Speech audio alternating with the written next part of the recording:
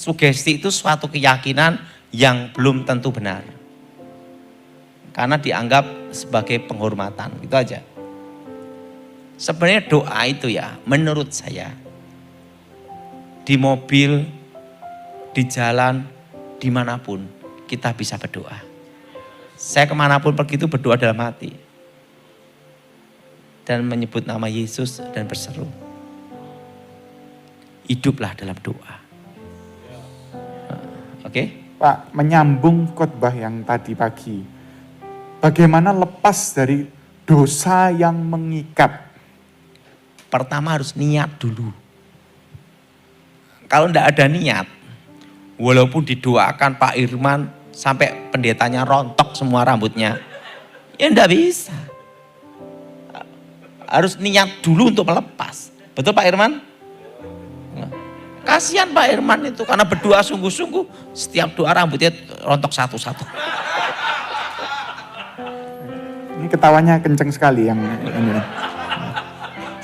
Itu menunjukkan beban doanya sungguh-sungguh. Coba bebannya tambah banyak, kasihan, mengkilap. Lanjut. Semangat itu Ibu Dewi ya.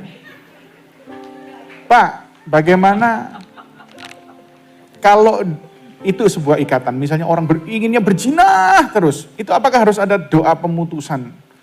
Pertama Melepaskan. doa pemutusan, kedua niat dulu. Segala sesuatu harus ada niat dulu, kemauan. Nah, dan ketiga, jauhi kelemahan kita. Kalau kelemahan kita itu perempuan, jangan punya sekretaris sama pembantu yang cantik. Cari yang hitam legem, yang gini. Lihat aja udah enak, betul nggak? Betul? Betul? Ada cerita. Gue masih inget ini cerita ini. Waktu itu ada istri jenderal. Dia itu milik ajudan. Ajudan yang disodorkan itu semua dari personalia kan. Apa ditunjukkan fotonya semua gini. Nah, jenderal ini lihat gini. Nah, istrinya, Pak Daud, saya khawatir gini. Tenang, ibu dengerin saya, pasti suami ibu aman. Kan jenderal. Gimana cara milihnya? Gampang Bu, pilih yang hitam legem. Atau giginya gini, udah pasti aman. Kenapa? Kalau nyium sariawan.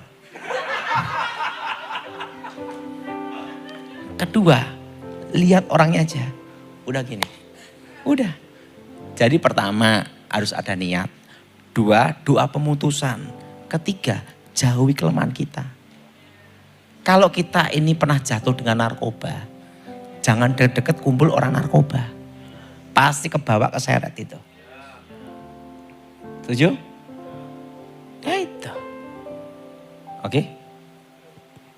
Konsekuensi dari perzinahan itu apakah bisa menurun ke keturunan berikutnya? Itu kutuk. Ada kutuk keturunan dan ada juga namanya tabur tuai. Nah, itu harus diputuskan demi nama Yesus. Kalau itu orang tua tiri, Pak.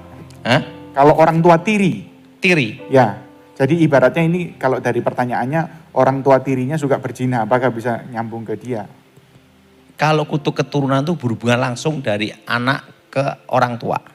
Orang tua anak cucu. Garis itu. Nah kalau ini disumpahi orang tua tiri, apakah itu bisa mengena atau tidak? Kalau tidak ada alasan yang kuat, tidak bisa. Tapi kalau ada alasan yang kuat, bisa. Berarti kalau yang disumpahi ini memang betul-betul nakal atau kurang ajar ya kena kutuknya. Nah itu saya harap menjawab. Tapi itu bisa dibatalkan demi nama Yesus. Oh, amin. Pak, ini ada pertanyaan. Bagaimana mengatasi setan mata merah penunggu rumah yang selalu bikin panas suasana di rumah antara kita dengan orang rumah? Sucikan dengan apa? Darah. Kasih minyak urapan. Makanya kalau bisa Pak Pendeta Herman, itu ada minyak urapan khusus untuk gereja, untuk jemaat-jemaat. Jadi sebenarnya gimana sih cara doa untuk minyak urapan? Saya lebih cocok tuh kalau minyak urapan tuh yang doa ini tuh hamba Tuhan dan jemaatnya. Doanya banyak. Ngerti saudara? Ingat, 2 atau 3 orang berdoa sepakat doanya dikabulkan. Betul? Nah, yaitu Pak Pendeta Horman supaya setiap bulan sekali lah untuk ngasih jemaat minyak urapan. Gimana Pak Pendeta? Itu ide yang sangat cemerlang Pak itu Pak. Nah, kedua untuk ngasih kerjaan baru. Iya. Pak ini ada yang mau tanya Pak. Ini akhir-akhir ini jemaat ini ada yang melihat tanda-tanda alam. Misalnya awannya bentuk aneh, langitnya bentuk aneh dan lain sebagainya. Apakah itu tanda-tanda apa ya semacam ini kok di alam ini nampak gitu loh. Yang tidak wajar. Udah ndak usah diributin. Kenapa? Gitu repot. Saya dalam hidup ini gini ya. Jangan terlalu kita itu percaya hal-hal yang takayul. Atau membawa kita sugesti. Yang penting satu. Percaya rencana Tuhan itu indah pada waktunya. Udah ndak usah ribut-ribut. Tanda ini tanda jangkrik atau kodok, ndak usahnya. Percaya bahwa Tuhan memberikan yang terbaik. Oke. Dulu anak saya pernah dikasih minum dukun. Apakah setelah beberapa tahun khasiatnya otomatis hilang? Gini ya. Kekuatan mistik itu ada masa kadaluarsa. 40 hari, 100 hari, 1000 hari. Itu yang berhubungan dengan unsur air. Tetapi sekalipun sudah masa kadaluarsa, kutukannya tetap jalan. Jadi kekuatannya itu berfungsinya tuh 40 hari, 100 hari, sampai maksimal 1000 hari. Itu yang namanya unsur air. Tetapi ingat ada tetapinya, kutukannya tetap jalan, tidak berhenti. Yang bahaya itu kan kutukannya. Lanjutkan. Pak, saya ini diteror dukun. Karena saya selalu clash, maksudnya berkelahi kalau dekat suami. Padahal saling cinta. Beneran seperti hendak diceraikan oleh dukun itu. Maksudnya dukunnya itu kayaknya mau memisahkan. Apa ini santet atau enggak? Gitu. Itu jenis namanya memecah rumah tangga. Biasanya pakai aliran pertama tanah kuburan. Disiramkan tepatnya di atap rumah. Kedua namanya mantra pemutus. Nah ketiga yaitu namanya itu jenis ilmu gaib yaitu mantra jenis ilmu pelet. Nah tergantung aliran apa yang digunakan. Mantra apa yang digunakan. Tapi sebenarnya kelemahannya satu. Semua kekuatan mistik itu kelemahannya pada waktu dihadapi tanpa dendam. Ada iman, ada pengharapan. Tapi yang terbesar adalah kasih.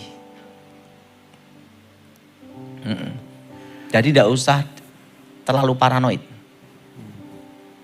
Pak. 5 kali lagi ya. Oke. Bagaimana cara mematahkan atau mendirikan rumah ibadah untuk di tanah tanah buntung, tuk buntung. Apa? Saya ulangi ya. Enggak jelas itu. Makanya, bagaimana cara mematahkan mendirikan rumah ibadah di tanah buntung? Tuk buntung. Tanah terkutuk lah. Ya ini. Gitu ya repot. Ya disucikan dengan darah dari Yesus. Lanjut. Minyak zaitun itu boleh minyak urapan itu harus minyak zaitun atau boleh bimoli? Boleh minyak goreng tetapi yang belum pernah dipakai. Oh kalau minyak jelantah di rubung lah. Oh iya. Kok cetil banget. Oh iya. Shalom Pak, gimana caranya mendoakan orang tua yang kena guna-guna oleh ibu tiri yang sudah bertahun-tahun? Yaitu, makanya dalam doa pemutusan, kita harus ada doa namanya fokus. fokuskan wajah. Kedua, putuskan mantra pengikat batin. Pak, ini ada yang menarik nih Pak. Nitip tanya, kenapa seringkali mimpi buruk selalu di rumah lama? Jadi situasi mimpi itu kayak dia mimpi buruk itu di rumah lama Pak. Berarti rumah lamanya ada penunggunya. Nah itu harus diputuskan, itu namanya kontak batin. Diputuskan demi nama Yesus. Udah keempat ini. Oh, kurang satu ya. Benarkah hidup kita ini selalu ada yang ngikutin? Seperti kayak, apa itu namanya kalau... Tidak. Tidak harus. Kalau kita dalam Tuhan, yang dampingi kita pasti malaikat. Ingat, kalau kita dalam Tuhan, terang dan gelap tidak bisa bersatu. Kan tidak bisa terang dan gelap jadi satu. Tidak bisa. Kalau kita anak Tuhan, selalu kita ada malaikat dan Roh Kudus menyertai kita. Amin. Kecuali yang tidak dalam Tuhan.